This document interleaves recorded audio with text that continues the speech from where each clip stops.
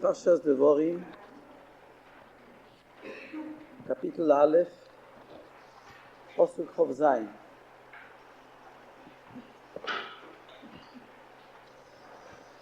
ותרוגנו באוהליכם. The pasuk says Moshe Rabbeinu is giving a toichocha to the Yidden. At the time of the Meraglim, he reminds them, when you heard the report of the spies, you complained, you cried in your tents. Vatoimru, and you said, Besinas Hashem oisonu oitzionu me'eretz Mitzrayim. Because Hashem hates us, He took us out from the land of Egypt. Lo seis osonu biado emoiri, to deliver us in the hand of the emoiri lashmidenu, to exterminate us. Ono anachnu oilim. Where are we going to? Acheinu hemasu es levovenu leimor. Our brothers have melted our heart from fear by saying, Am Godol Vorom Mimenu. There is a people greater and higher than us. Orim Gedolos Ubetsuros Bashomoim. The towns are powerful and they are well protected up to heaven. V'gam b'nei anokim roinu shom. And we even saw giants. Rashi says, Besinas Hashem oisonu, because Hashem hated us, because Hashem hates us, He took us out of Eretz Mitzrayim. Rashi says, Vehu oyo ohev eschem, but He was loving you. How could you accuse HaKadosh Baruch Hu, He took you out of Egypt because He hated you? He was loving you. That's why He was taking you out of Egypt. Avol, but why do you accuse Him of hatred towards you? Avol atem soinim moisoi, because you hate Him. Because you hate Him, you accuse HaKadosh Baruch Hu to hate you. And Rashi says a moshel, a proverb, moshel hedyo toimer. There is a proverb which is said by plain people, common people in the street. What is in your heart against your friend, that's what you think your friend has in his heart against you.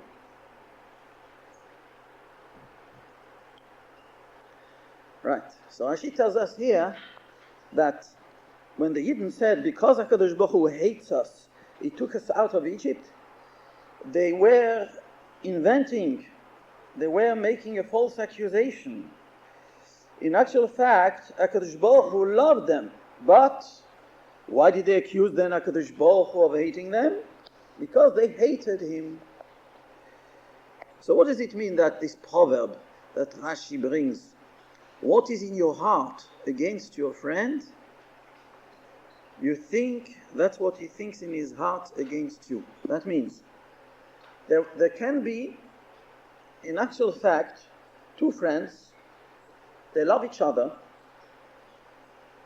but one friend has a suspicion or has mistaken one word that his friend had told him, and he thinks that friend hates him. She says, you know, why do you accuse? It's a false accusation. Do you know why you accuse your friend of hating you? Because you hate him. So how does it go that? Why? How do you explain that? Why should there be, if I accuse someone, if I'm choshid, I'm suspicious of someone hating me, that means I am hating him. And when do I know that a person hates me? And when do I know if a person doesn't hate me? Only it's a false accusation, and because I hate him, I think he hates me. So is it always like this? That if someone hates me, it's always because I invent it, because I hate him? It would seem from Rashi, yes. Yes, it is always like this. that hatred, I'm not now saying about I hate someone. I accuse someone of hating me. Therefore, I hate him. But first, I bear an accusation first. First, I make a statement. That person hates me. So how can I be his friend? She tells us the accusation in the beginning is a false accusation. You accuse that person to hate you because you hate that person. You are the first one to hate that person.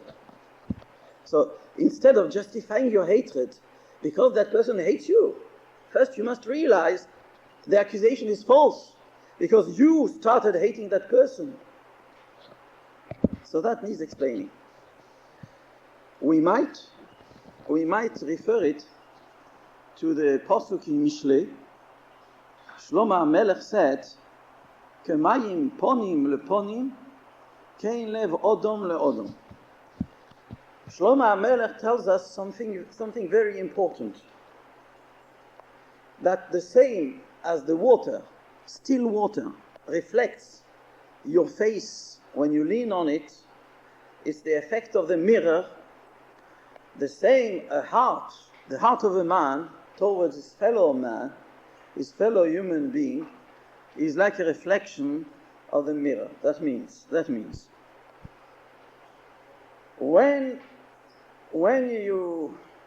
you want to know, how can I change that a person from hating me into loving me? Many times there are people that come to me. They ask me for advice. How can I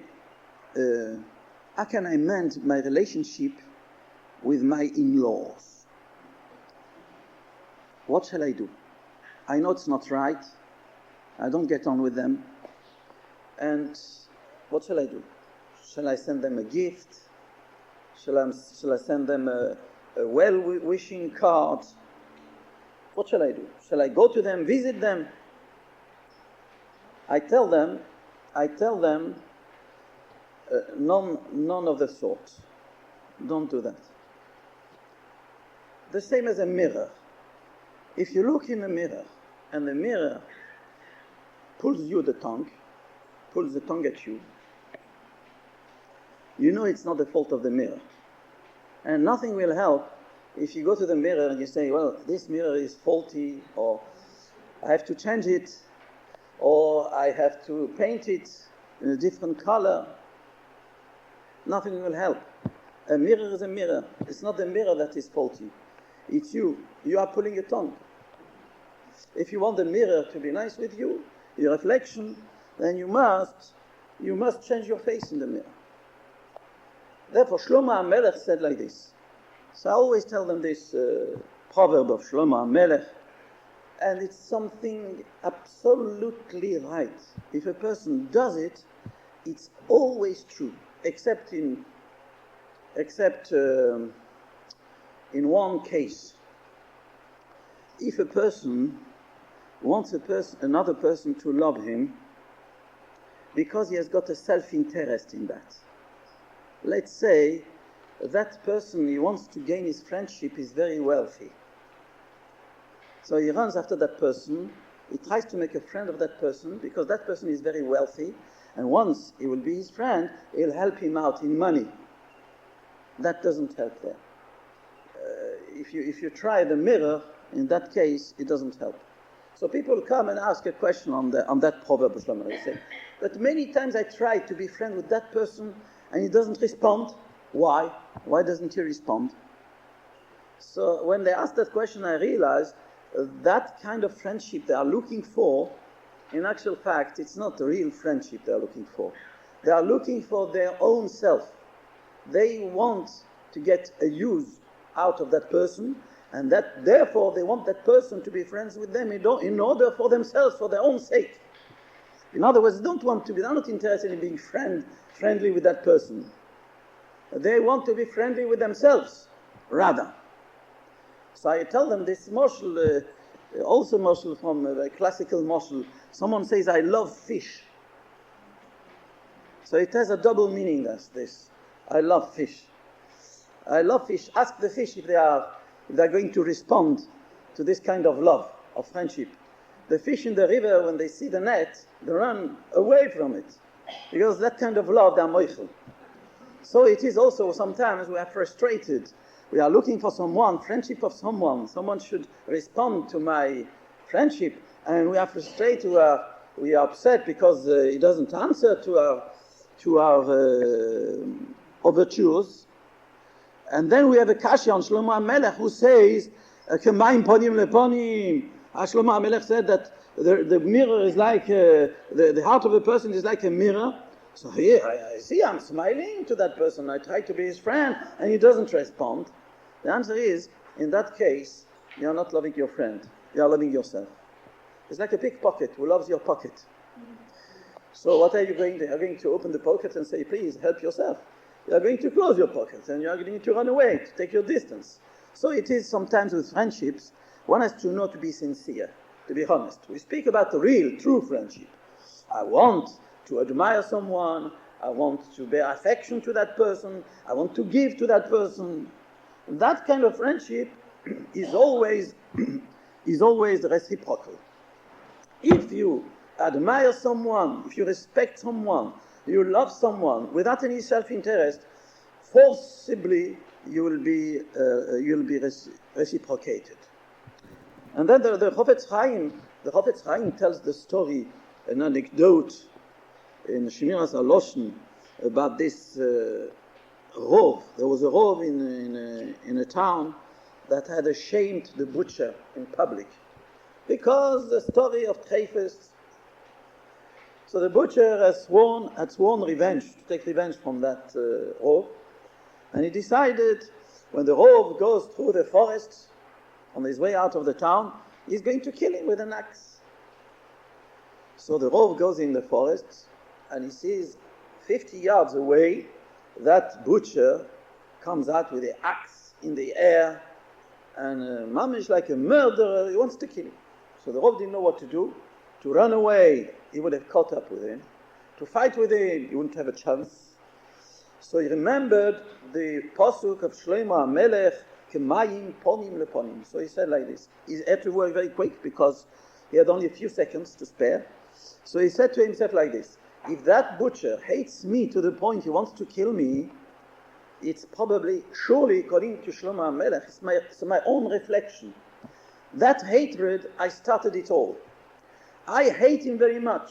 Because I hate him so much, what he hates me in return, that's only my reflection. So if I change my face, like we said before, no use to punch the mirror.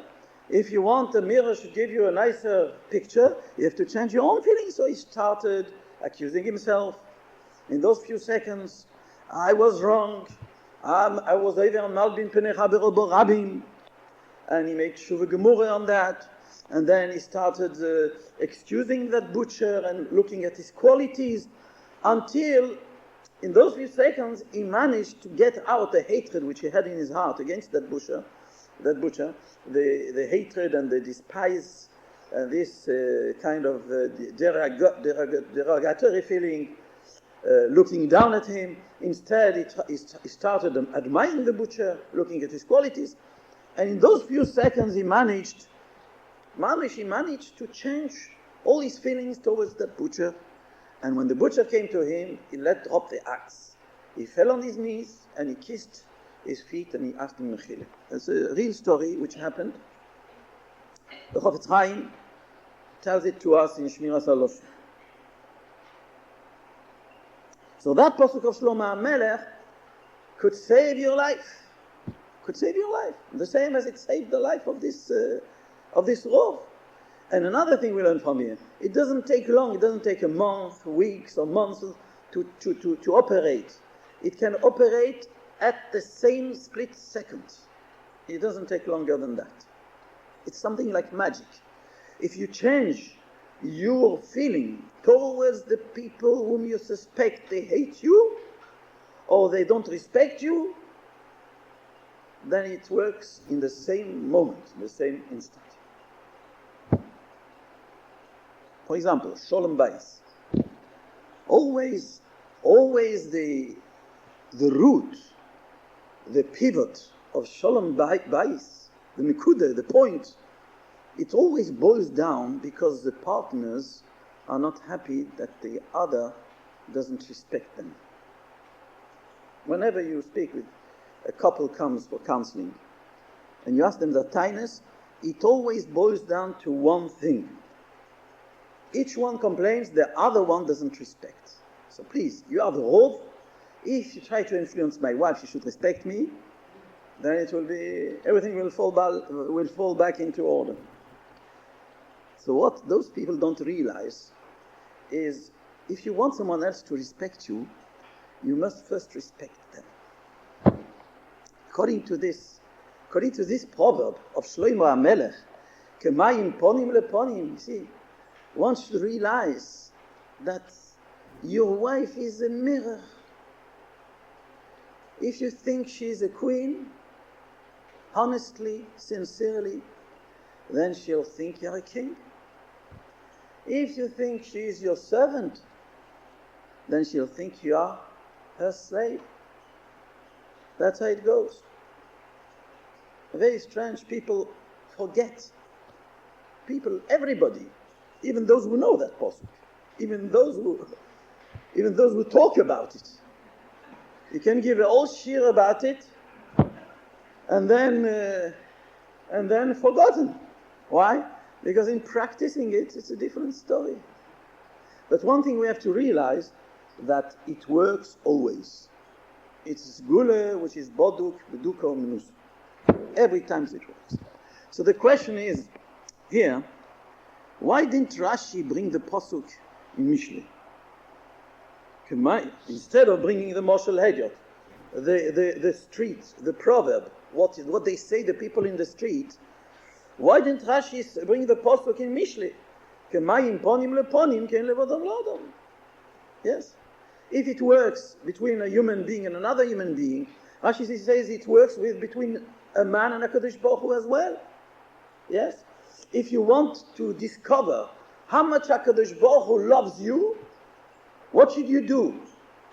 Yes, there are people complaining, HaKadosh Baruch Hu doesn't love me. Now what can I do so that HaKadosh Baruch Hu should love me? It's exactly the same answer. If you start loving HaKadosh Baruch Hu, that means if you start realizing and discovering all the toivos, all the good things HaKadosh Baruch Hu has done to you since you were born, yes, and now and lately and before, and what He's going to do for you later on, and you realize how much HaKadosh Baruch Hu loves you, you love Him. When you love Him, He'll love you. Kemayim ponim leponim ken levodom lodom. So why doesn't Rashi, if Moshe Rabbeinu wanted to rebuke the Klal Yisrael because you accuse HaKadosh Baruch Hu that He hates you, and it's a false accusation because really you hate Him, yeah. So Rashi should have brought the pasuk in Mishlei, Kemayim ponim leponim ken levodom lodom. Why does Rashi bring the Moshel Hediot? That's one question. Another question. It seems from this Rashi that the accusation of the Klal Yisrael against HaKadosh Baruch Hu is a pure invention, yes? There are no grounds for it. But Rashi says further, Besinas Hashem osonu otzionu me'eretz Mitzrayim. Rashi says, Otzoose lesino hoiso. His taking us out of Egypt was for hatred. Why? Moshel lemelech bosor vodam. Rashi brings a moshel. There was once a king who had two sons, and he wanted to divide. He had two fields, the king. One which was a field which you irrigate, and one was a field that has to be,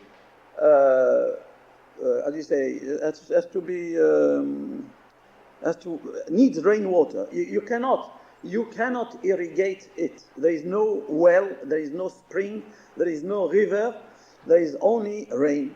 If there is rain, you'll have your harvest. If there is no rain, you won't get any harvest. So the king had two fields. Now he wanted to divide those two fields to his two sons. One son he loved, and one son he didn't love as much. To whom does he give? To which field does he give to the one he loves? the field which you can irrigate, of course. Because that field you can irrigate, you are guaranteed of always having a harvest. But the other field which can only be watered, that's the word, watered by rain, that field is not such a good field. Because when there is rain, a summer when there is drought, you won't get any harvest. So to whom does he give the field which can only be watered by rain? To the other son, whom he doesn't love so much. So said the Yidden. HaKadosh Baruch Hu took us out of Egypt. Egypt is a land which is irrigated by the Nile. The Nile irrigates the land once a year, and they were guaranteed of the harvest. And now he took us out of this fertile land. He could have given us Eretz Mitzrayim. Why does he have to schlep us out of Mitzrayim and give us Eretz Yisrael, which is a land which can only be watered by rain, as it says in the Pasuk, Limtar asher mayim tishteh mayim, lo ke'eretz Mitzrayim hi.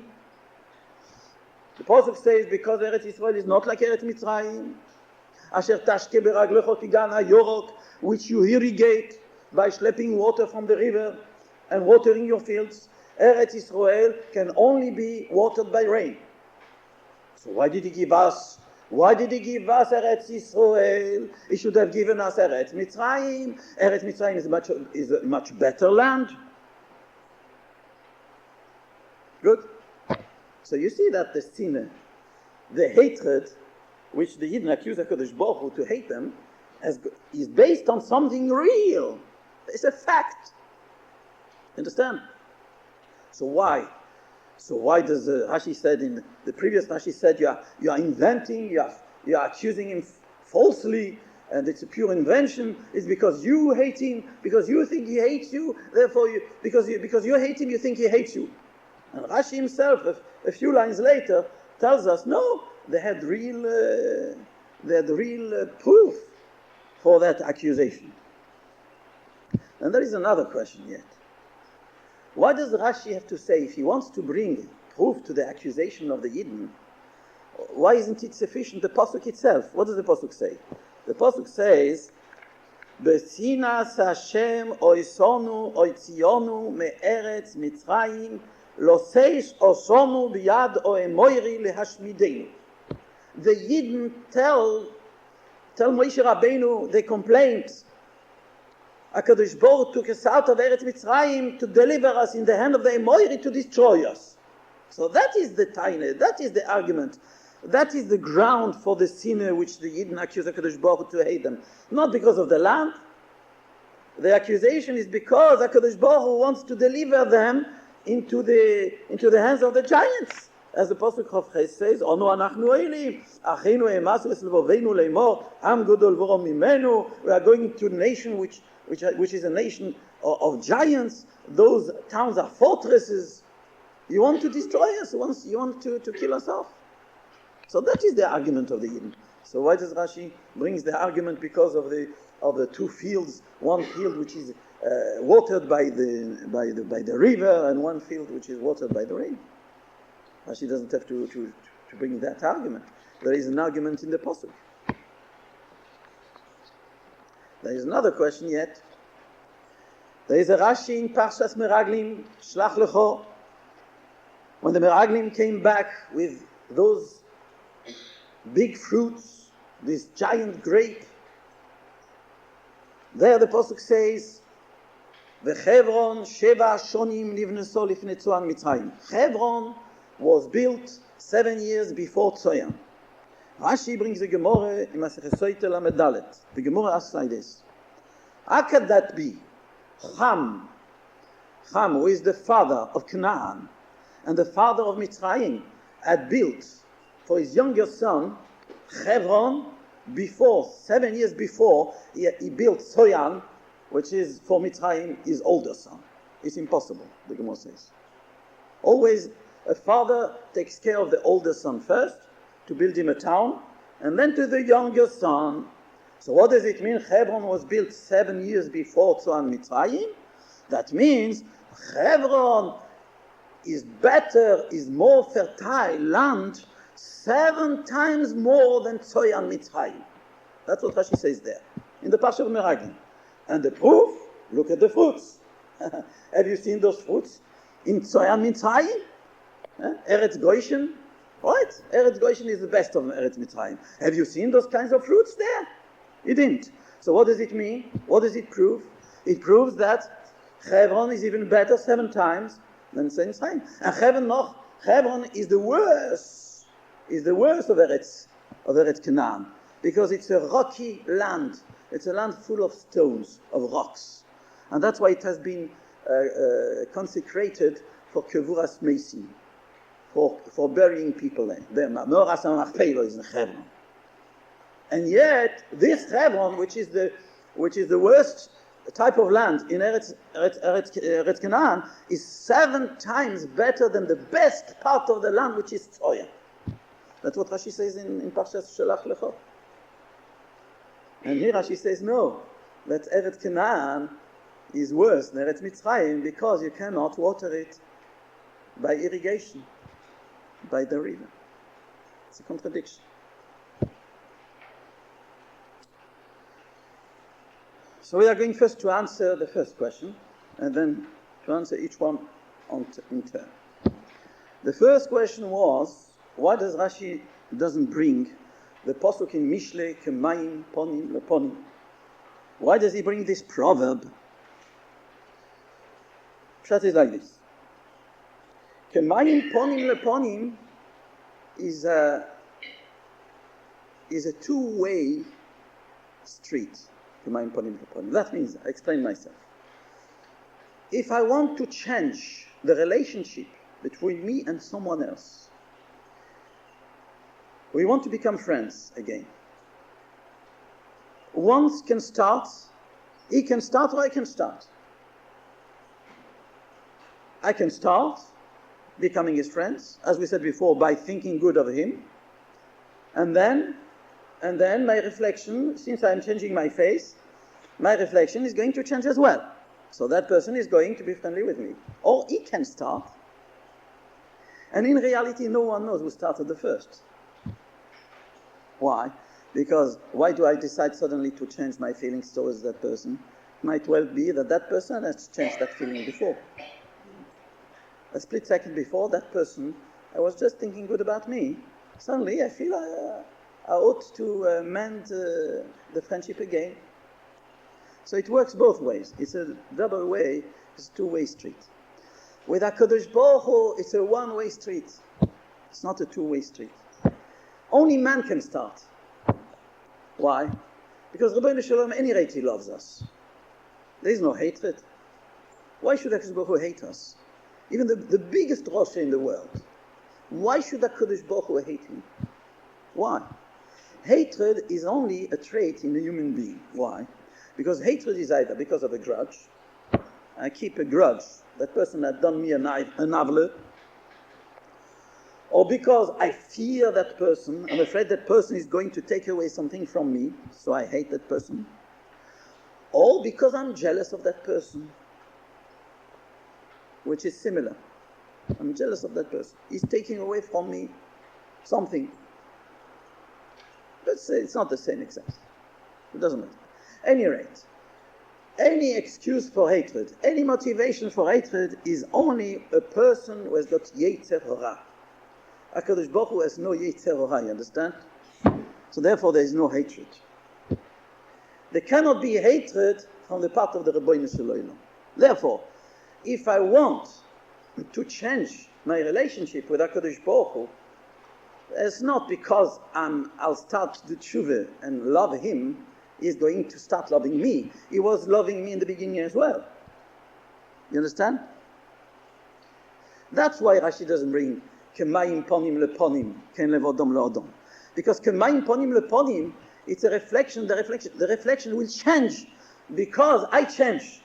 HaKadosh Baruch Hu doesn't change. He doesn't change HaKadosh Baruch Hu. HaKadosh Baruch Hu always loves us. He loves us before we did tshuva, as much as after we do tshuva. What difference does it make then? My changing from hating the Rabbeinu Shalom to loving him, what does it change? It only changes myself, the picture I have from him. Then, before I start loving him, I was suspicious that he hated me. I didn't realize all what he was doing to me was for my own good. After I change, I do tshuva, and I start loving him. Then I discover his love. I discover his love even in those things which at first view seem to be hatred. For example, when he sends me chas v'sholom yisurim. When HaKadosh Baruch Hu tests us, and people say HaKadosh Baruch Hu is unjust with me, he hates me, he has rejected me, he's angry with me, he doesn't want to see my face. This is before you start loving him. You are suspicious of him. But that's not the reality, it's pure invention. You are inventing, you are picturing HaKadosh Baruch Hu under a different color than what he is really. You ask a question, but we see it, Pasuk Mefurish says, I hated Esav, says the Rabbeinu Shalom. Pshat is, if you ask Esav, does HaKadosh Baruch Hu hate you, or does he love you? They say he hates me. No, point. Finished. No doubts. A Rasha who hates HaKadosh Baruch Hu cannot say differently than he only has a picture of HaKadosh Baruch Hu as hating him. There's Esav son Esi, when the Rabbeinu Shalom says, I hate Esav, that means the I which Esav has an asoge of, the I which Esav conceives. I views me as I, the Rabbeinu Shalom. I hate him. And there's no way out of it. Esav, I hate him. That's what I am. That's my relationship with Esav. It's no use to say to Esav, dear Esav, I love you. What will it help? Don't change the image which Esav has of the Rabbeinu Shalom. So therefore, that's one-way street. That's why Rashi quotes the proverb, what you have on your heart against your friend, you think he has against you. In other words, you picture your friend under a false color. Really, your friend loves you. There is such a case also in real life, that not many times, but it could happen that we had a prejudice against one of our friends, and we say that friend doesn't like me anymore. And suddenly, for one occasion or another, that friend, again, we see that friend loves us. So why was I thinking that he had lost his friendship to me? The answer is what? This proverb. Because I cooled down. Because I cooled down towards him. So it appeared to me that he was cooling down. But you will say, but no. Here it's between a human being and another human being. But just that's what I'm saying now. Even between two human beings, there are two kinds of relationship. There is one relationship which is combined ponim leponim, and there is one relationship which is like suspicious, invention. It's a matter how far it goes. If the hatred is well established for a good reason, then there is the mirror effect. You'll make him for an enemy. Change that, you'll make him a friend again. There's a Mishnah in Pirkei Avos that says, Ezeu Gibor or Oise Misoino Yahavoy. It's not in the Pirkei Avos which we read on Shabbos. It's the same Pirkei Avos, the same Mishnah, but Avos the Rabbi Nosson. In Avos the Rabbi Nosson, it says, Ezeu Gibor Akovesh Sitroi, and then V'yesho Imrim, Ezeu Gibor Oise Misoino Yahavoy. Who is the Gibor, the one who transforms his enemy into a friend? Now, how do you transform? How can you transform? I can transform an enemy into a friend? Take an anti-Semite. If I have an anti-Semite in front of me, he's my enemy, he hates the Jews. I can transform an anti-Semite into being a friend? How can I do that? We know that an anti-Semite is an anti-Semite. An anti-Semite bleibt an anti-Semite. You can't change an anti-Semite. Halocha hi she'esov soneh leYaakov. Yordo Torah b'Sinai, Yordo Sinulu Mosalem al Yisrael. We know that it's called the Har Sinai because of the word Sinai. It's not the real name Sinai. The real name is Chorev. Why is it called Sinai? Because Sinai, Because once we received the Torah on Har Sinai, the Umas Oilam, the nations of the world, started hating us. So what can we change it? And here the Mishnah in Pirkei Avos says, Eizu Gibor Oisei Misoino Havoy. How can you do that? Well, we must say that this proverb of Shlomo HaMelech, the feeling of a human being to another, is reciprocal. It's not only between a Yid and another Yid. It's between a Yid and a Goy as well.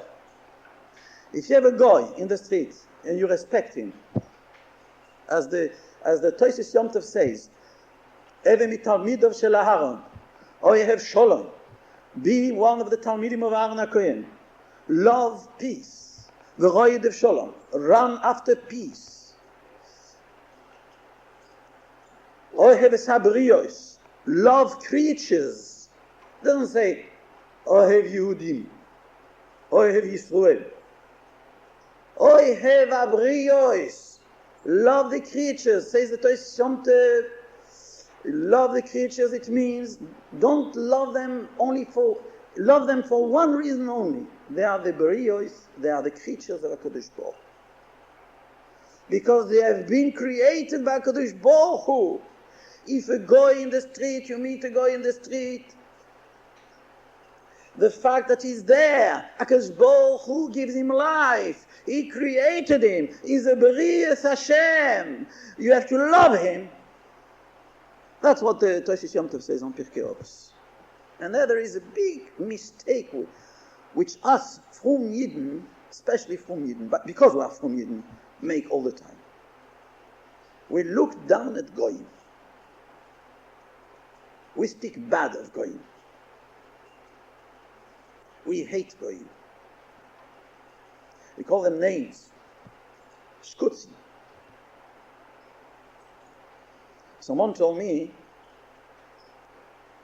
there was a story here, someone came in a shop, and there was a guy serving, and that customer said, in front of the guy, there is only one good guy when he's dead. And that poor woman, she didn't know where to put herself, that guy. Rabbi Yochanan, in the street, he used to be the first one to say good morning to a goy. Rabbi Yochanan, to an akum. Rabbi Yankov Kamenetsky says in the book of Rabbi Yankov Kamenetsky, there's in front of his apartment, when he went out of his apartment to go to the yeshiva, there was a nunnery, nuns, living opposite. He was the first one to say good morning to the nuns. We all make that mistake. Oy heves abrios. You could change, you can change. This hatred we see around here, which I'm not used to. Oh, now it's starting to become used to it. We could change it. We are responsible. Ezu gibor oisei misoinoi or havoi. Who is the gibor, the one who makes from his enemy a friend that works with the goyim as much as with the yidden, with the fraye, with the frume, and it even works with animals. Now, with plants, ask Prince Charles. But for animals, it's sure it works. When you're afraid of a dog, he'll attack you. When you love the dog, he'll wag his tail. He responds, of course. K'mayim ponim leponim. It says, K'mayim ponim kein lev odom leodom. It seems only lev odom leodom. No, even lev odom leodom. Because odom has got a bechira. I might say, well, he's got free choice. How can you influence him so easily? After all, he's independent. An animal is only instinct, pure instinct. He responds to love. No question about it. An animal responds to love and hatred. No problem.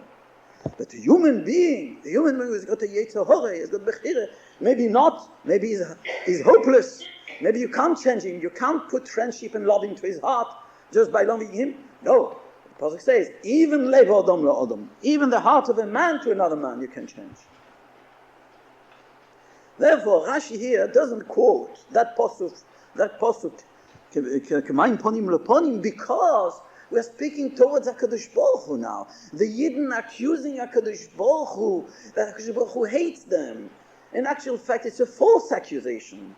But if I accuse someone that hates me and I've got good reason for it, I say he's roidef mir, he's doing me avle, he shouts at me, he insults me in public. You can't say it's a false accusation. You can't say that proverb of Rashi, you think he hates you, you make up he hates you because you hate him. No. There it's Kemaim Ponim Leponi. Kemaim Ponim Leponi. If he hates you so much like the story of the butcher, you can't deny it's not a false accusation. The butcher hates the Rov, of course. But who is responsible for that hatred? The Rov himself. Then we say Kemaim Ponim Leponi. That's to answer the first question. The second question,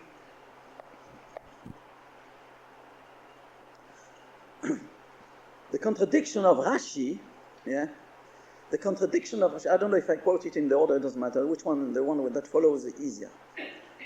The contradiction in Rashi between this parsha and the parsha in Shelach Lecho, Rashi is there said that Eretz Canaan is 7 times better than Eretz Mitzrayim. And the fact that it is a land which cannot be irrigated like the land of Mitzrayim doesn't make a difference. Eretz Canaan is better than Eretz Mitzrayim. The worst of Eretz Canaan is better 7 times than the best of Eretz Mitzrayim. And the proof, the fruits. And this is the fruit of Eretz Canaan. How can you deny it? How can they make up such an accusation? Because Eretz Canaan with the 2 sons of the king.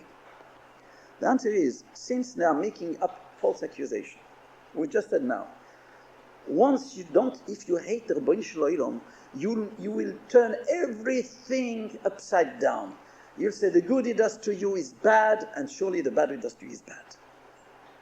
So they can accuse HaKadosh Baruch Hu of hatred even when we speak about Eretz Canaan, which is the best of the lands. And they'll find a fault. What? You cannot irrigate it. Are they period? That's no question. At that time there was good rain falling. But in general, after all accounts, what is better? A land which doesn't give so many good fruits, not so giant fruits, but at least you are sure of a minimum. Every year you know you can irrigate it. Or there is another land which you are in a risk of drought. If there is no rain, you are going to starve. What is better? Tell me, frankly. What is better? Of course, it's better Eretz Mitzrayim. Why? And from where didn't they realize the Rebbeinu Shalom can bring the rain, Rebbeinu Shalom will give them rain, and Eretz Canaan is better, after all, than Eretz Mitzrayim, 7 times better? Why didn't they realize it? It was a false accusation. Of course it was a false accusation. That's what Rashi wants to prove here. It was a false accusation. There was no grounds for this accusation. They were distorting the facts.